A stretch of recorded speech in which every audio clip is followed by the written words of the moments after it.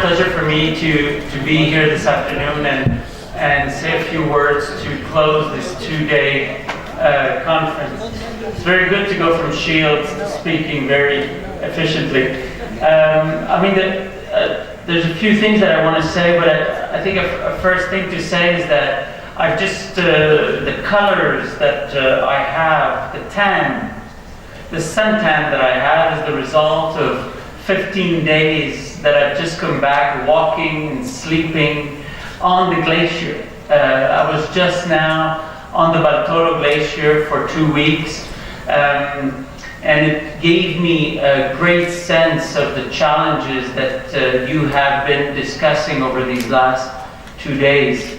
I've also had the opportunity 1 month ago to be in the Bindogol Valley in Chitral, meet with the Nazim, meet with your families, your communities. I was welcome in the houses of these families that have been supported by the GLOF project. Last week I was in Gigit, in Bagrot Valley, where is our friends from Bagrot, who welcomed me with such hospitality and beauty. And of course, all of Pakistan is very, very beautiful. So I don't want to alarm any Punjabis or Sindhis, but I must tell you that the north of Pakistan is very close to heaven on earth. Yes.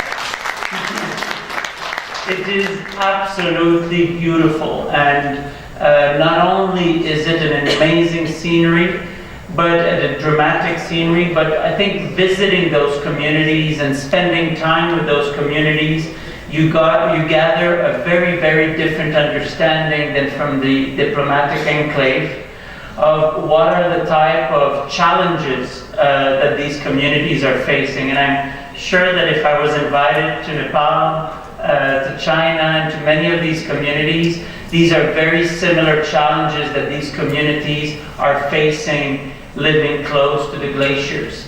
And it is extraordinary to see at the same time such beauty, and how such beauty can be undone extremely rapidly. I was able to see how in last August in Bagrot Valley, the combination of floods and GLOF destroyed part of the productive infrastructure of that village.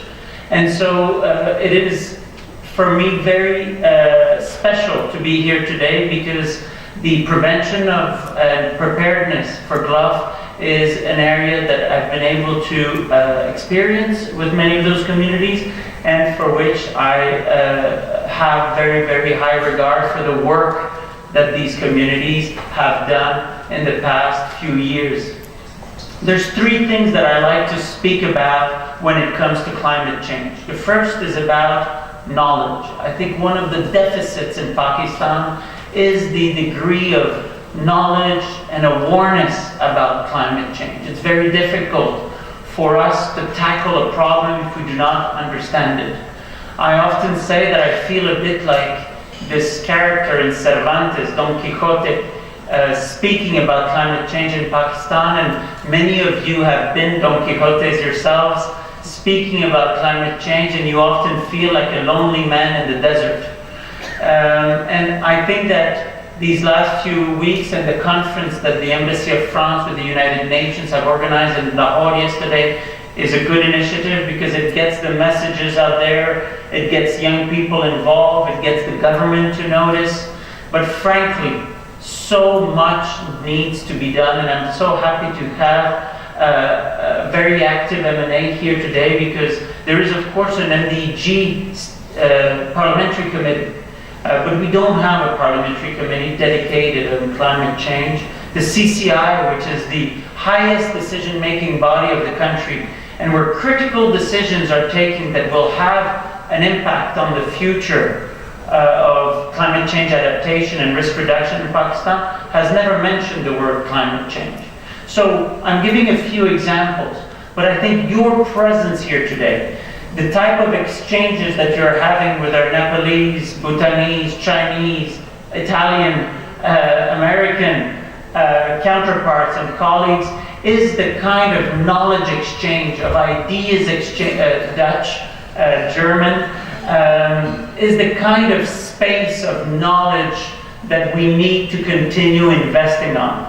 You are the people who will make a difference, and you need to be the spokespeople of your communities, but also of Pakistan in terms of how climate change is changing and transforming lives, and what are the ideas out there that are needed to counter this problem, this challenge together. So I think that continuing to investing in exchange, in knowledge, and in awareness raising. We need every journalist, every director of media, every politician to understand the threat of climate change, to understand what can be done, what has been done elsewhere. So such decisions as the decisions that are being taken right now on the China-Pakistan economic corridor are carbon neutral. Yes, and this is not, I'm not into a delirium at the moment. This is possible. This has been done elsewhere. The technology exists. We are in 2015, so this is possible. So you are, by your presence here today, an ambassador, a spokesperson to elevate the amount of awareness, of understanding about climate change in Pakistan. And I think I want to thank you all for being here and for accepting to be such spokesperson and continuing to invest. Sometimes we hear a lot of depressing news globally when it comes to climate change. Yesterday, I think some scientists totaled the amount of emissions that each of the voluntary, these acronyms, INDC, the voluntary proposals of how much emissions each country, we are way over 3% if all these emissions are allowed. But I also, so there are a lot of challenges. I don't know how Paris will go. I know there's a lot of hope, but it's going to be extremely tough conversation and very, very difficult. And Paris is just another step in this process. But at the same time, I'm pretty excited to be alive in 2015. This is the first global challenge that humanity needs to face together and find global solutions that will work for the future of this planet. This is certainly not the last challenge. This is only the first one. And hopefully we will be in 10 and 20 years telling our children and our grandchildren that we were here and that we were part of this fight to save our planet and to protect the assets and this environment. And I think all of you, all of us, need to be proud and recognize how crucial this moment in history is. And I'm very happy that you're part as well of this adventure. The second aspect that I want to mention is about integration. Unfortunately, Pakistan does not have the money, the capacities, the time to continue doing policies and plans that end up on the shelf of one or the other government. I truly believe that we need a change of paradigm from stopping to make plans about climate change, national adaptation plan, and we need to pass into implementation through existing policy. My point is that I don't think Pakistan needs a new policy on climate change. We need the Transport Department of KP to be doing climate change adaptation. We need the Education Department of Punjab to be doing climate change adaptation. We need the Water and Sanitation Department of Sindh. We need the Social Department of Sindh to be doing climate change adaptation. It's the normal development policy that needs to change and integrate climate change adaptation and risk reduction measures, not a brand new policy. Even in my own country, Quebec or Canada, depending on what you think, but in Canada, even when we do a policy and with the money and the time and the capacities that we have, we struggle enormously to implement a policy. Imagine when you have limited resources and time. So, and I think this is why the experiences of GLOF in Pakistan are so important. I could present her work in Bagrat, yes, as an economic development project. I could present her work in Bagrot as a disaster risk management project. I could present her project in Bagrot as being a poverty reduction project. We will fight climate change by fighting poverty, by increasing productivity, by protecting assets, by reducing risk.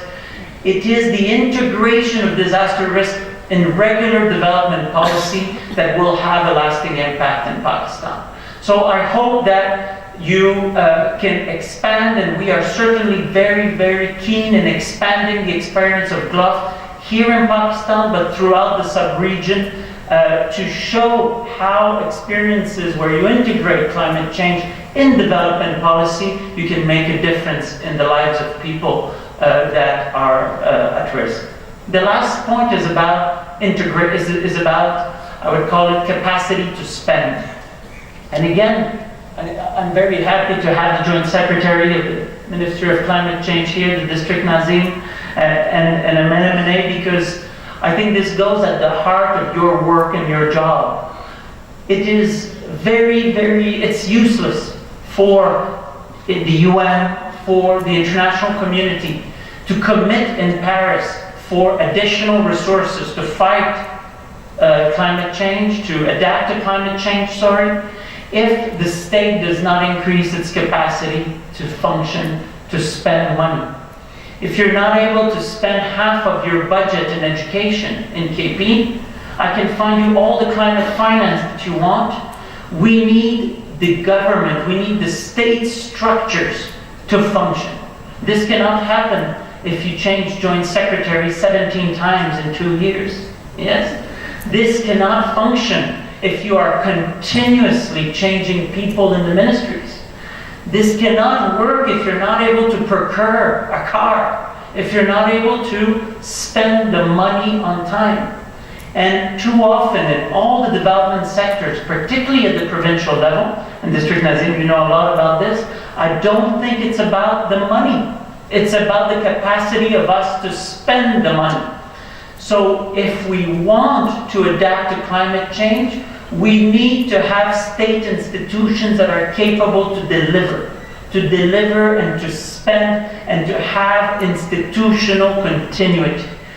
And again, this might be presented as poverty reduction, as improved governance, but it is through improved governance that we will be able to tackle the challenges of climate change.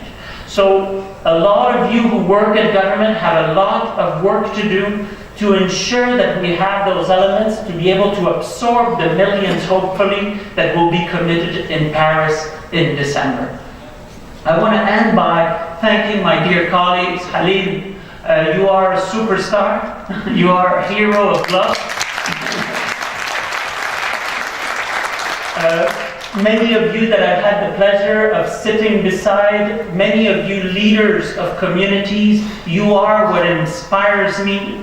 You are the ones who make me wake up in the morning and want to work hard, because you are the ones changing the lives of your communities among much frustrations, very limited resources, and I think that you are the ones that will be able to change the lives of so many Pakistanis, and I want to thank you for being so generous with me, sharing your experience, and for having for me the honor of sharing that experience with you. I want to thank you for being here again. It's a real honor for UNDP to continue supporting you.